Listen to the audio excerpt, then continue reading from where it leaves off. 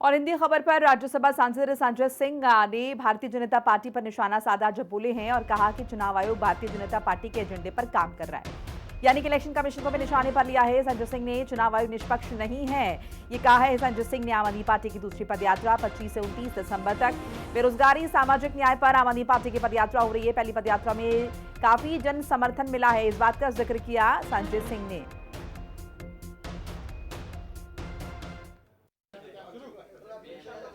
आम आदमी पार्टी के यूपी प्रभारी और राज्यसभा सांसद संजय सिंह जी हमारे साथ हैं। सर, प्रथम चरण की यात्रा 13 दिन की काफ़ी आपकी लोग उसमें जुटे, अब दूसरे चरण की यात्रा 25 दिसंबर से चालू कर रहे हैं। किस तरह से इस यात्रा को आप देख रहे हैं, क्योंकि एक चरण आपका समाप्त हो चुका है? देखिए, सरयू से संगम तक की यात्रा बहुत ही सफल रही और बहुत अच्छा अनुभव रहा। जगह जगह लोगों ने अपना समर्थन दिया और हमारे सैकड़ों कार्यकर्ता पैदल 13 दिन तक साथ चले।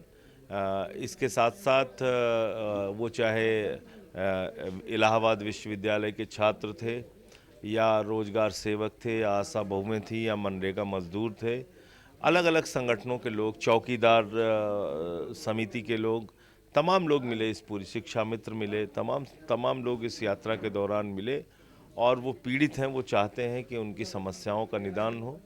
बेरोजगारी एक बहुत बड़ा मुद्दा है उत्तर प्रदेश में, जिसके ऊपर काम करने की ज़रूरत है। तो अभी पहले चरण की यात्रा ख़त्म हुई है और सामाजिक भेदभाव का भी मुद्दा रास्ते भर लोगों ने इस बात की पीड़ा व्यक्त की। दलित समाज के लोग हों या पिछड़े समाज के लोग हैं या मुस्लिम समाज के लोग हैं, उन्होंने आके अपनी बातें बताई कि किस तरह से उनके मकान तोड़ दिए गए, दुकान तोड़ दिए गए। तो ये अनुभव पूरी यात्रा का रहा। अब 25 दिसंबर से 29 दिसंबर तक रुहेलखंड में रामपुर से लेके और मुरादाबाद अमरोहा की यात्रा हम लोग करेंगे। है तमाम जन समर्थन भी आपको मिला, लेकिन जिस तरह से जो एसआईआर की प्रक्रिया हो रही है, जिस तरह से वोट काटे जा रहे हैं, इनको वोट देना है आप एसआईआर लोग की प्रक्रिया में ज्ञानेश के कुमार के खिलाफ हत्या का मुकदमा दर्ज होना चाहिए। 17 बीएलओज उसने मार दिए, अपना दबाव बना के गन पॉइंट पे वो मोदी जी के लिए और बीजेपी के लिए काम करना चाहता है। ये ठीक बात नहीं है और संसद के सत्र में हम लोग इसका पुरजोर विरोध करेंगे। अभी 1 तारीख से संसद शुरू हो रही है, इस मामले को जोर शोर से उठाएंगे, सरकार का जीना हराम कर देंगे।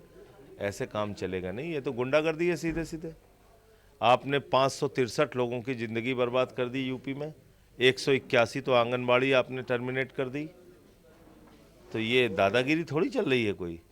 पिछली जो 2003 का पुनरीक्षण हुआ था, तो वो गहन पुनरीक्षण हुआ था, तो वो कितने दिन में चला पूरा हुआ था? 8 महीने में। आपको 1 महीने में सारी प्रक्रिया क्यों पूरी करनी है?